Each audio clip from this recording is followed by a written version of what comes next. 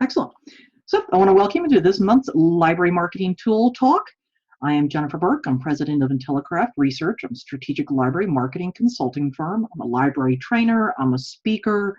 I'm also known online as the Info Hound, and I love seeking out new tech, gadgets, apps, and tools, and then sharing that with my library and info pro colleagues and friends. I also write a regular column on tools and tech and hacks for Information Today's Marketing Library Service newsletter. I'm the co-editor of a new open access journal, the Marketing Libraries Journal, and I'm heavily involved in the Library Marketing Communications Conference, which is coming up for our third year in November of this year in a suburb of Dallas. So if you want to know more information about that, you can always put it in the chat window, and I'll send you information on any of those things. And I love talking about what I do the research on. I say that I do research on marketing. I don't do market research anymore. And folks that I know don't have as much time to spend on looking up at the most recent tools, tech, apps, gadgets. And so I do that for them, and then I share what I found because I want to help my library and information pro colleagues to tell their stories of their organizations more efficiently and more effectively. And some of the cool tools that are out there can help us do that.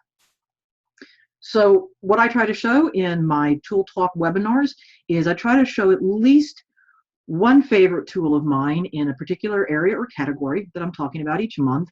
And I try to show that a tool that I think is likely new to my colleagues and to my audience, maybe something you haven't used for your library marketing and communications before. And then I generally also tend to show a tool that I've been exploring more recently, and I'm inviting you to explore it with me and let me know whether you think it's a tool that I should explore further and write about in one of my upcoming MLS columns or include it in a presentation, and whether or not we should share it with more of our library colleagues as one that should go into the toolkit. So today I said I was going to talk a little bit about design tips. I'm going to give you some tools, but I'm definitely going to talk a little more tips today about typography and colors. And I'm also going to preface this by the saying that is I am not a trained graphic designer. I've picked up a lot of this stuff in my career, both as a former marketing and ad exec, coming from a family. My in-laws own a printing firm, so topography is like a dinner time conversation practically. I'm a geek about that sort of thing. Colors, design, a lot of that is stuff that I've picked up and learned, and I want to share what I've learned along the way, and also some of it even comes in from my background of 30 plus some odd years as a really serious amateur photographer as well. So some of the tools that fall under the colors, topography, and does it all sort of thing. Okay, my favorite tool, and I think we've all heard of it. We can raise hands about Canva, and I admit I am an absolute Canva evangelist. I've been a fan for several years. I was one of the first 30,000 beta users, and it is one of the few tools that I absolutely happily pay for Canva for Work. It's a bargain, and I love that they work with a lot of nonprofits and that there are Canva for Work nonprofit accounts as well. Yes, I do have Photoshop, and I got it after Canva, and I use it, but rarely. I have GIMP, I have Inkscape, I have several other tools, but if you really want to learn and practice simple graphic design, and then Canva is great for that. But most importantly, I'm not going to show you behind Canva today. I think that's its own webinar. I'm going to show you Canva's design school because they want to help you get better at design, and their tutorials and tips are fantastic for that. And so Canva is like the way to end awful flyer syndrome. Another alternative, and you see it down there on the screen, is Adobe Spark. And that might be one of those, if I put the arrow saying I want to explore it further, it's that one. And I've been hearing from more and more libraries who are using Adobe Spark with good results. The other tools I'm going to talk about today are colors, 0 to 255. I'm going to mention it's not as much a tool as it is a learning resource, is Font Pair. And then places to get cool fonts, both paid and free, MyFonts and Squirrel. And I'm going to assume that to some degree you already know about Google Fonts. So a few overall design tips, and some of these are pulled from multiple different resources on design, but also from Canva's design school. And this one I'll even send out as a handout because there's a lot going on here. But thinking about Think about patterns. Think about symmetry. Think about if you've seen a good design, if you've seen a good flyer, an ad, by a company that has graphic designers on staff, and they've got trained folks. Think about what appeals in that particular piece of collateral design, and chances are, find something you like and then go sort of through this checklist, and you're going to see that it hits on one or more of these key tips sort of for good design. And if there's anyone I might tell you to pay attention to, it might be the fact that white space is good. Don't use up everything that's there just because it's there. That you want balance, that you might even need a bit of a hierarchy. The rule of thirds comes from photography, and it really applies to things like how you lay out and what's in a photo. And I've talked about that in a couple of articles for the MLS newsletter in the past, and I'll probably do a separate one when I talk about video and photography. And the main thing to know is that if you've learned some of the major design rules, then you'll know when to break them, because it's okay to break the rules sometimes, but you have to know them to start off with. So this is Canva's. I'm going to peek inside in a minute. It's designschool.canva.com. And so some of the things I talk about, like, contrast. And contrast isn't just colors. It can be shapes, thick to thin. We've got things like scale as well as repetition. The examples here with the squares.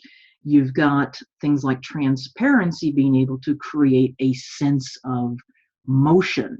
The example that I created, and I'll tell you, I created all of these examples. I replicated them from the Canva Design School. They're just replicated here in PowerPoint. And then we've got things like, we got the, with the triangle with the little arrows and stuff like that. That's really simple, and yet we're pretty clear that if you saw that, you're pretty sure that that triangle is moving down toward the lower bottom right-hand corner. You've got to, this is like graphic illustrators and cartoonists. How do you show Superman going zoom? You throw like a couple lines out behind him or shadow behind him, and duh, we know he's moving. You can take that same trick too into your graphics. Now, color theory. I think we all probably remembered and learned in kindergarten, we learned our colors, and we learned our primary colors of red and blue and yellow, and we've learned about the secondary colors, and really pretty cool color wheels and stuff like that. Well, what it also means is that there are things that, yes, there are somewhat of a rules or theory about colors that play nicely together, or things that we find harmonious, and color rules are some of the ones that maybe you don't want to break. You want to understand, and you can play with them, and you can push them, and know why you're pushing them. Understand why you're going to pair blue and orange, or red versus green, those opposing colors. So for example, here, the three greens, this is what would be called an analogous color scheme. That these are, and I noticed that, see if I can get my arrow to move over here. See, these are from three parts of the color wheel that are all next to each other, which means they're automatically going to be harmonious, and they're going to play nicely together. And they do pretty much. One of the other ones that's interesting and we don't think about too much is that this is I think a didactic, 4-color opposing color scheme. And you're like, well, I don't know if that works. And you're looking at it going, well, okay, yeah, it kind of does, because these two are next to each other, and these two are next to each other on the wheel, but they're also directly opposite each other. And that's a thing.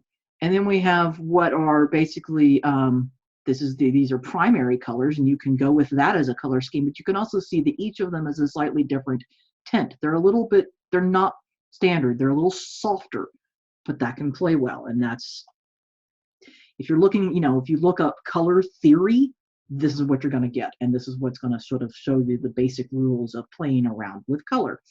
And now I'm going to show you some tools that are going to help you make the most of that. Right after I get to, there are also those who study, and I'll give you some links at the end to some additional articles if you want to read up, because, citations and all, that's what we librarians do.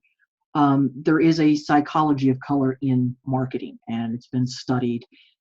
And yet at the same time, the colors that we like, or that are often frequently used and we respond to in marketing, a lot of it comes down to our personal preferences, to experiences, and to cultural influences. But color absolutely does influence and evoke an emotion. And you want to think about that before you're building color palettes. Either you already have a color palette from your library's brand and logo, or maybe how you're using that in a particular flyer or a design or a postcard. But be intentional about choosing colors, and it's not just about the colors that you particularly like, but there are also colors that matter and resonate to your audience. And it talks about the particular emotion that you're trying to evoke and the message that you're conveying in a particular piece of marketing. And a lot of it has to do with not what the absolute individual color is, it's a matter of, does the perception of that color fit the perception we have of a brand or an organization? Does it fit with what we think they're offering or what's in that particular product or particular service? Does it reflect what we think is the perceived personality of that brand? And yes, there are certain colors that broadly align with certain brand personality traits, and you're going to find a lot of stuff on the internet that says green absolutely means, you know, eco-friendly and environment, but green also means money, and green can mean, you know, a couple of other things, and brown means ruggedness. Brown also means warm and inviting. Think about Thanksgiving. Think about you know, chocolate and chocolate desserts. Purple tends to show off as sophisticated. Red is for when we're trying to show excitement. Now, there's a reason most fire trucks are red. Blue is one of the most common brand logo colors used out there because blue tends to signal competency and calm. But there are cultural, environment, and gender does affect color preferences, and you can see that here, and I'll show you at the end. I'll give you the link to where that research comes from, and you can see basically everybody likes blue. That's good. But purple is not a color that resonates a lot with men, you know, and maybe red resonates, or green, interestingly enough, resonates more with men than it does with women. So that's just something interesting to keep in mind, depending on what your message is and who you're likely putting it in front of. So maybe if you're showing flyers to moms, great, go ahead and use purple. But if you're trying to advertise an event in your library that's aimed at teen boys or guys, then, you know, maybe purple's not the color you want to be choosing for the primary background in your flyer or for your headlines. So this is one of my favorite. It's just a really pretty looking tool. This is Colors with 2 O's. And I'm going to peek inside it for a minute. And it basically, it gives you already designed color palettes that are pleasing aesthetically, or it helps you create a color palette to use. And if you already have a couple of colors, you can input them and get suggestions on other colors to fill out a 5-color palette. So for example, in this case, I already had some ideas for what I wanted. These are my personal brand colors.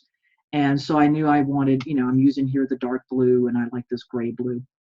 And I'm thinking, all right, I need complementary colors. And so I'd entered these in the codes. These are hex codes. You can also enter, I think, RGB codes. And the little lock icon means you've locked that one down and you've told it, no, I want to keep this one in the set. And then the ones that don't have a lock icon, it's kind of like playing, you know, color slot machines. You hit the space bar and it spins and it gives you a new color suggestion. And if you don't like it, hit the space bar and you get another color suggestion. You keep hitting the space bar. And when you find one you like, you put the little lock symbol down.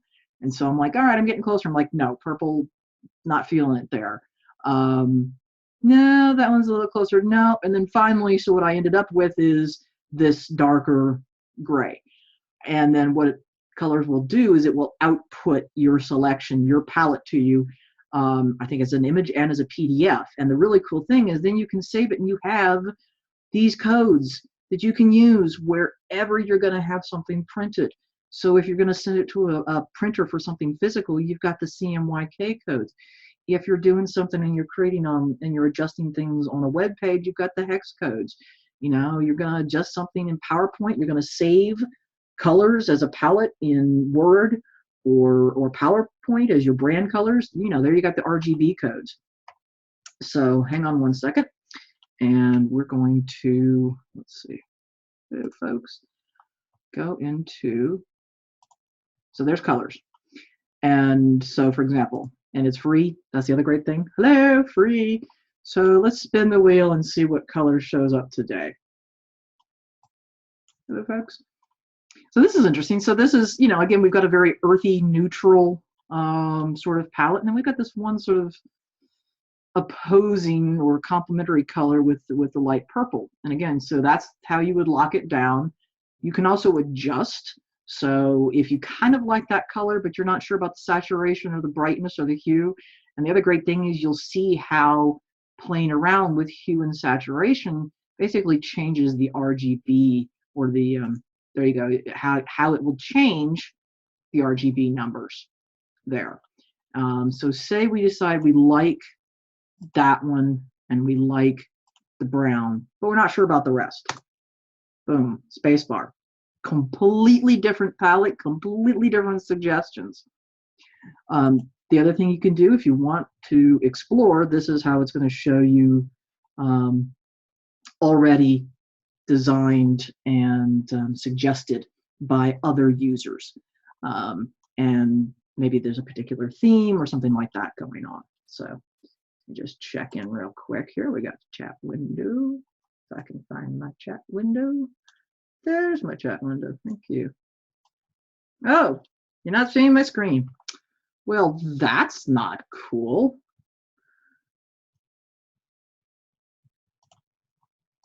Let me do that.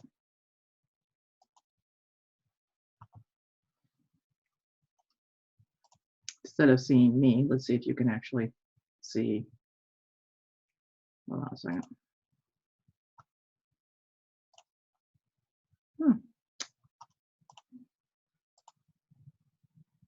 Nope. What are you seeing now, guys?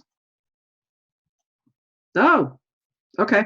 So you are seeing, are you seeing colors now? You should be seeing right now a whole bunch of little square blocks of different pretty colors. Cool. Okay. And let me see if I can see. That's the problem. I'm using my dual monitor setup today, and I flipped what I was sharing on which screen. So let me go back and show you what it looks like if we play slot machine for the colors. This is a suggestion from colors on a particular color palette. This is an interesting look. I don't know if this is the way I would go, but it depends on, you know, what you want. So for example, say we like the dark green and we like the gray green, but we're not sure about the rest. And then I hit spacebar and get a completely different palette suggestion. And as I was saying, down here under edit for the hex codes, you can put in your own hex codes for your own brand and your logo, and then get new suggestions. And you'd think I would know the hex code for my own brand color off the top of my head. And I'm looking around in my office where I keep a Post-it note with it. But I don't remember. Oh, but I have the hex code for something else. So I'll just show you what it is if you put in. So let's see. Let's go with down here. I'm going to edit, and I'm going to enter a 6 C E 3 9. So that's a hex code I know for another brand. So say I'm going to keep that, and then we hit spacebar. It didn't take it. Well, you see how colors works, and you also see how you can explore. You can find other colors. There are other color palette tools out there. Adobe has one. It used to be called Cooler, K-U-L-E-R. Now I believe it's called Adobe Color Creative Cloud, and I'm going to give you the link for that later as well. So let me show you, in fact, if I don't have to go back to the presentation because I know what I'm going to show you next, and it's this tool. It's called 0 to 255, and this is a tool that I use when I want to know the variations of a particular color, when I want to know the other hues or the ranges of a selected color, and I want to get the hex codes for those other hues so that I can use them particularly online. Now you can obviously get a random color. You can pick any of these colors and see, but I'm gonna, let's see if I can. So, well, all right, well, fine. We'll pick that one. And it's gonna give you Now, a tint is up here. That's a mix of a color with white that increases the lightness. That's up here at the top of the scale. A shade is when you mix a color with a black, and that's going to be way down here at the bottom. As you see, 000, that's the hex code for completely black. And then a tone is when you mix a color with a gray. So the one that's highlighted here, that's the one that we picked, and that's the percentage. So in other words, you can use this to say I want, like if you're making buttons, and you need a shadow, or you need, especially on websites, that's one of the primary areas that I use this. And I want to find something that is a complement that's in the same range. So I find up here, and then I decide I want to go something brighter, and there'll be that, and I click that, and it copies the hex code. And now I can go put that into the CSS style sheet of a website. I can plop that into another program. I can plop that into Canva. You can plop it into any other tools that you're using. So I find that particularly useful. And now let's see, where was I in the presentation? Websites. So, all right, we'll go back to that in a second. So the other thing is, just letting you know that if you want to know more, if you want to decide that you really like this and you want to do a custom webinar, you want to do a custom in-depth training or workshop on a particular range of tools or particular topics that I talk about during my monthly Tool Talk webinars, we can do that. I can work with you, your library, your organization, and get you something customized just for your skill set, just for your particular interests. And for those of you who want more personal or in-depth help, I'm now doing some pilot testing of some one-on-one marketing coaching. So if you're interested, email me and we could talk about that. So now we've talked a little bit about colors, and we've talked about some design tips and tools, and I'm going to show you inside the design school at Canva, and then we're going to move on and let's talk about topography and fonts. So get my mouse back over here to the screen. So this is the designschool.canva.com, and it's just a wonderfully rich set of resources. I can't say enough, honestly, about Canva in terms of both how to use their tool, but how to use techniques and tips that can impact whatever you're preparing in whatever other tools you decide to use. So I'm trying to think. There was a great one. There was an earlier one down here about just basics of design. Fine, here, give me the next page. How to, sure, teaching yourself design tips. When they also first started off, and I'm pretty sure they still exist, is they actually have, they walk you through a tutorial where you can actually play around within Canva and using Canva's tools to work with things like contrast, color, scale, motion. Those things I showed you on a slide earlier, it literally has you do those steps. So definitely worth taking a look for that. All right, so now let's see if I can switch screens again here. And let's go back to sharing. Let's try that. See if we can do that. And now we should be seeing. Okay, hopefully you're seeing that and you can see my notes. It doesn't matter. Topography. So topography is basically just the art and technique of arranging type. Let me know you're all seeing that part now. Yes, chat. Sorry, lost my chat window. And one thing to know is that just because there are a whole bunch of cool, new, and many in cases free fonts to pick from, doesn't mean you have to pick new, wild fonts. And if anything, I'd say don't just choose types and font faces willy-nilly. We already know don't use Comic Sans. Just because it exists doesn't mean we're supposed to use it. It also doesn't mean you have to stick with Times New Roman for things. There are a lot of other options out there, and think about, just like color evokes an emotion and a particular response and fits the personality of an organization or a brand, so do fonts, so do typefaces. The other thing is that size matters. They're not all the same. Some are taller, some are skinnier. They take up different amounts of space on a page or a screen. It's also about things like scaling and using a header and a subhead matters because it's helping your reader. It's helping the person who's looking at your marketing materials and knowing what's the most important, what's the second most important thing, what are those key takeaways, how can we read and get the information we want them to get quickly. The other cool thing is that with everything that's going on with the web and with HTML5 is that all of those really cool fonts that exist out there we can use very easily, or I'd say easier than in the past, on our websites, and that you're not just limited to some of the really standard basic fonts that have appeared on websites in the past. I will say this, there are differences between what looks really good and what's easy to read in a printed book versus what looks good on a screen, particularly the kinds of screens for tablets and laptops and desktops. It's a little different if we're talking about a Kindle and something that's e-ink.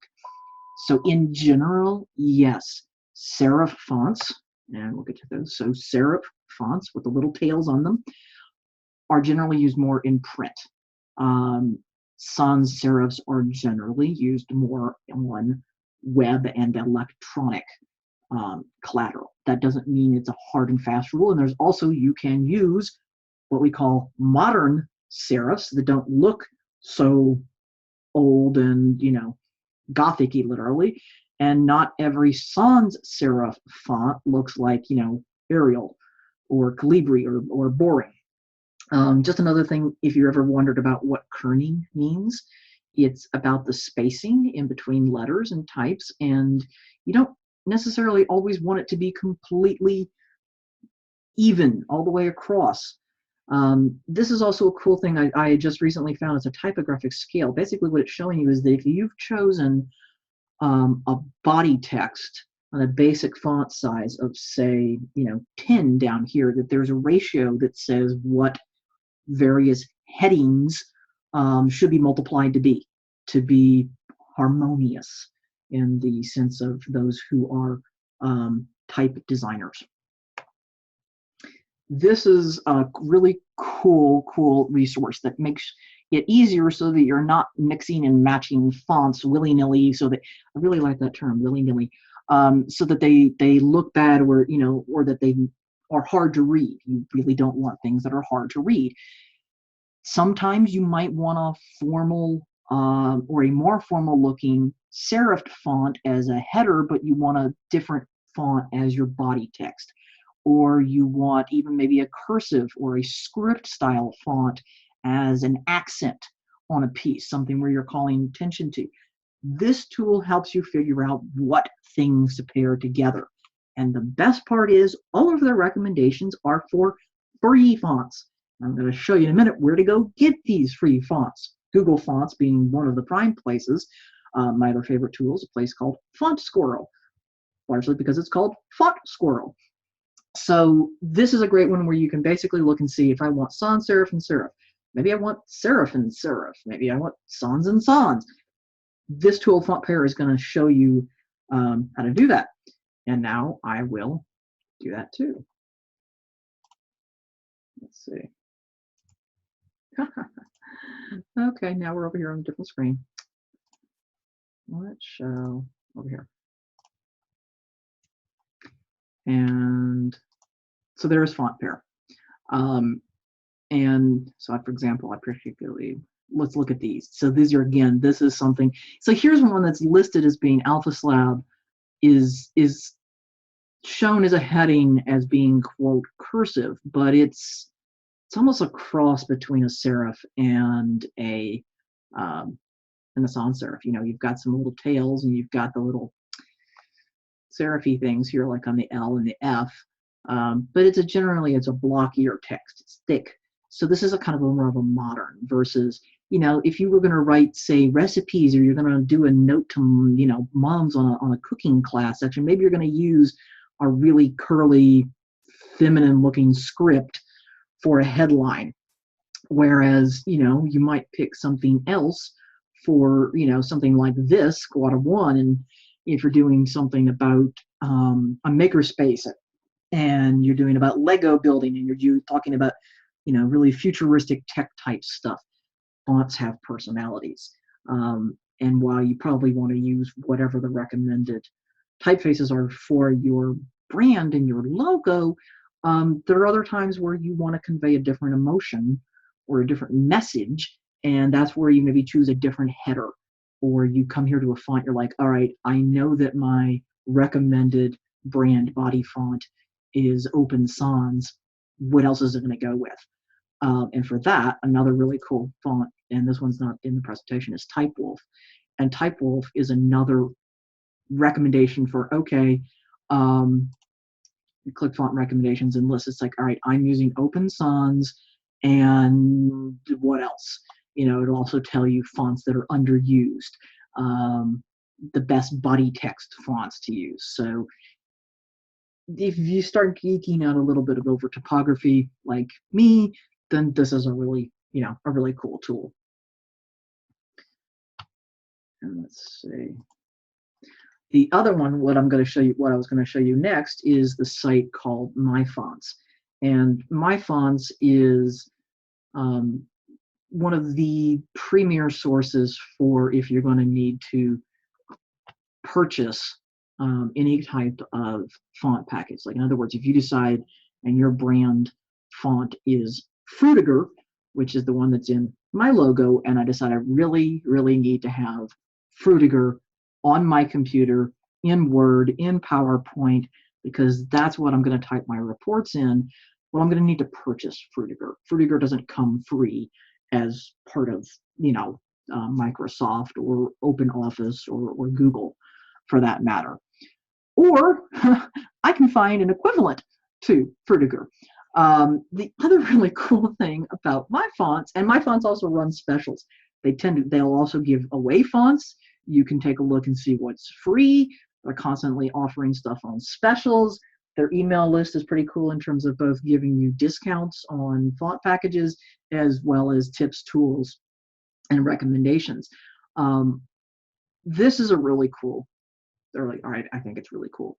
If you've ever seen in a logo, in a graphic, in an image, in the flyer or the PDF that you saw somewhere else, and you're wondering, oh my God, I really love that. What font are they using? Well, take a screen capture, get a picture, get the JPEG, come here to what the font, you upload it, and it's going to analyze it, and it's going to tell you, we think this is what that font is, or here's what we think is pretty close to that font. And if they don't know, you can go to the What the Font community and ask them. There's a forum, and there are type geeks that will help you figure out what that is, or what you can use instead of that. And I think that's just pretty cool. So the other one, all right, I'm going to go. I'm not even going to flip back to the presentation screens, is Font Squirrel, because, I mean, come on, who doesn't love a tool named Font Squirrel? The best thing about Font Squirrel is nearly every recommendation for a font here is a free font, and you can either download it directly from them, or they're going to give you the link to what website where you can get that font. And you're going to be able to, you can look, they've got a faceted search features over here where you can show me everything that looks good for script. Show me everything that looks hand-drawn. Show me things that look like a typewriter. Show me things that have a grunge look, which I'm going to guess is going to come up kind of like this one. Also, this is where you get a lot of the most common free fonts that are also highly popular right now. Things like Museo Sans, Museo Slab, Roboto, Railway, Montserrat, Amatic, and a lot of those are also the fonts that are used within Canva. So if you've designed something and say you're using Canva as a tool, but you want to then create something that's in PowerPoint or Word and you want it to have that same cool font, well, this is how you get that. And you can download the font to your computer, add it to the rest of the font tools that you have. So for example, I've got a lot of the ones that I mentioned. All right, I'm going to switch screens here, just, because. So, come on a second. mouse back on the screen where I can see it. So for example, here, if you're looking and if you can see the slide that has Font Squirrel up here at the top, within PowerPoint, that is Museo Sans, that's Roboto, Railway, Montserrat, and Emotic.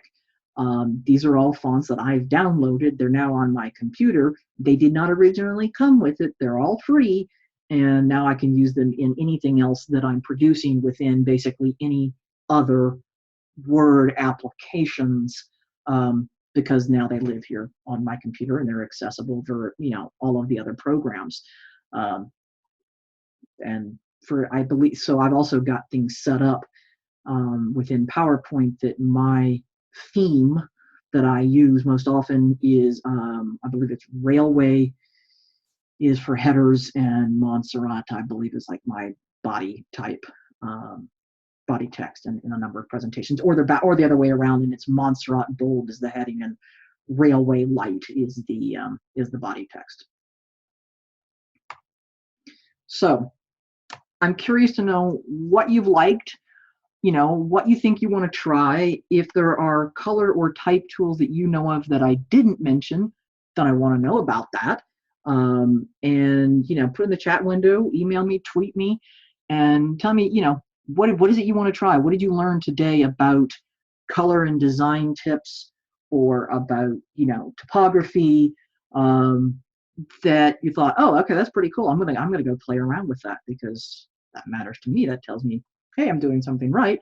Or it also tells me, hey, here's another cool tool that I can explore more.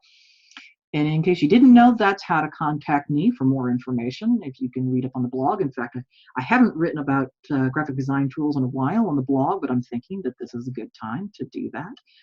If you have a colleague or a friend that you think might like one of these webinars, then send them to IntelliCraftResearch.com/webinars so they can get a notice of the next upcoming webinar that'll be in July. And I will make sure to let everybody know what that particular topic is going to be about. You can find me on Twitter at the Info Hound. And I'm going to stop screen sharing for a minute.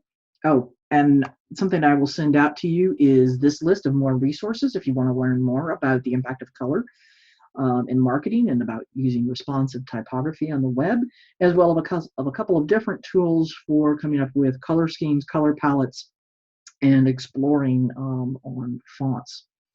So I'm going to stop sharing. And just to, whoa, I've shrunk.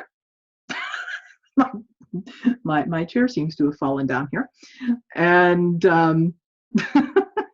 when I started, the webcam had more of me down here and not just my head. So I'm looking at a strange spot here. Appreciate those of you who actually came live, because I do know there are certainly a lot of other things going on in the world, and probably more interesting people to talk to or to watch on screen even than me at the moment. And, you know, like I said, you know, let me know what you think you want to try. And, you know, if there's a particular color or tool, I will be sending out the link to this recording. And I will also make sure that you get the notes so that, you know, have homework, all of the citations used in this particular webinar for today. And if there's a tool or a topic that you'd like to see explored in a future Tool Talk webinar, then email me, jburke@intellicraftresearch.com, or hit me up on Twitter at the Info Hound, and let me know. So I appreciate those of you who take a little bit of time out for your lunch. I know we're about 10 minutes longer than usual, but there were a lot of cool things that I wanted to show you today, and show you that it is possible to conquer some of the design stuff even when you're not a graphic designer and you don't have a graphic design background. And sometime in the future, I'm going to have a friend of mine who is a trained graphic designer and graphic artist come on and also talk about more tips and tools that she has for those of us in the library and information organization world who are not graphic designers at heart, but need to have to do a lot of this type of creation of collateral and materials because, you know, other duties is assigned. That's our job. That's what we do. We have to create this stuff. And if we're going to have to create flyers for everybody who asks us for flyers, then we better make them, you know, look better. So, sorry for any of those who just saw my pop-up from Apple who wants me to update things. So I appreciate it. Go back to watching what else is going on in the world today. Thank you very much for dropping in for the IntelliCraft and my Tool Talk webinar, and I shall see you next month in July. Oh, I guess I'll have to. Thanks all. That's the story.